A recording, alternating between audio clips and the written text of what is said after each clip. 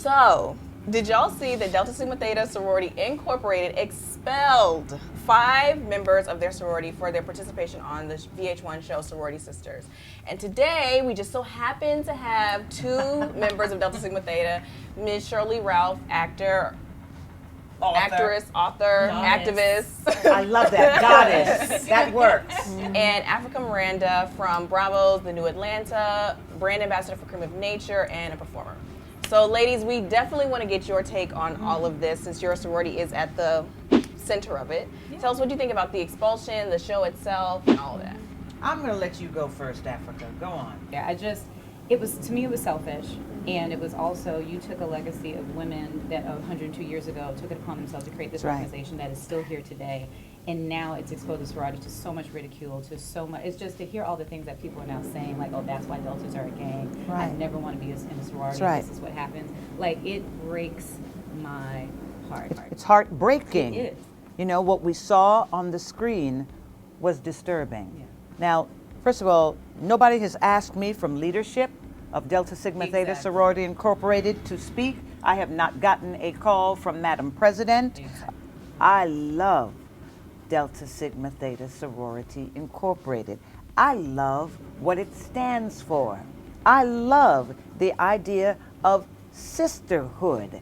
I love the idea of holding up the torch of wisdom. So when Sorority Sisters came out, and the sisters, the women, the sorors were cussing, fighting, carrying on, acting so unsororly,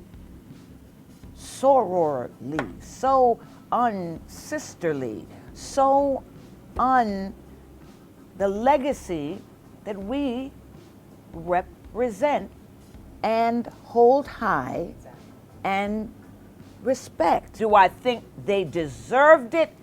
Absolutely, because of what Africa said. They were on a show representing Delta Sigma Theta Sorority Incorporated, acting the way they did, saying the things they said as Delta Sorority Sisters. So let me ask you something, because you brought up the point about the fact that Black women have been looking crazy on television, on various networks for years. Yeah. For years. Yes. And so a lot of people were saying that the argument was that, why is it that people, the Greeks, the Black Greek community wasn't ready to rally behind a cause until the letters came into question? Because the letters came into question. See, it was just entertainment. It was okay before. It didn't really touch us. Yeah, it was bad. It was a bad image of Black women, but it was still entertainment. So nobody was going to rally around, let us change the image of Black women until it became the image of the different sororities. And also, not to cut you off, but there's no organization that you belong to that's called I'm a girl that dates a rapper or an NFL player. There's no organization that you sign up for that has a code of conduct that says I'm the baby mama of of whomever. So at the end of the day, you had women that actually joined organizations that have codes of conduct. And I got into and I don't like to debate people on social media, but I have been vocal about this because it does really affect me personally.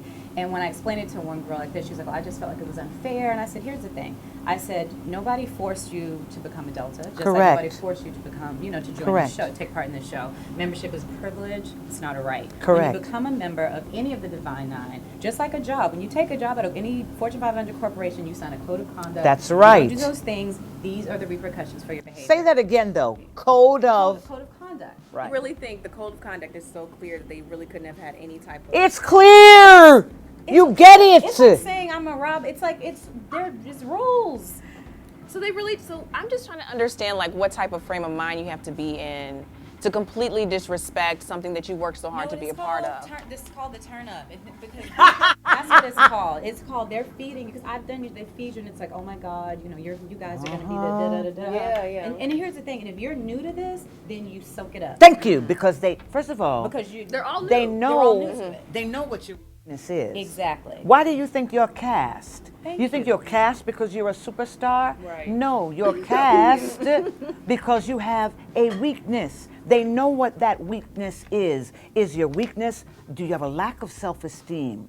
Do you love to imbibe liquor? Do you? No, this is the truth.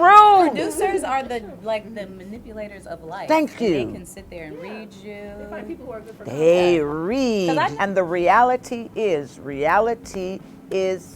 for the most part, fake. And little girls need to know that it's fake, little girls. Exactly. It's not real. Exactly. You don't need to cuss anybody out or kick their behind just to be famous. A lot of people have done it before without all of that foolishness.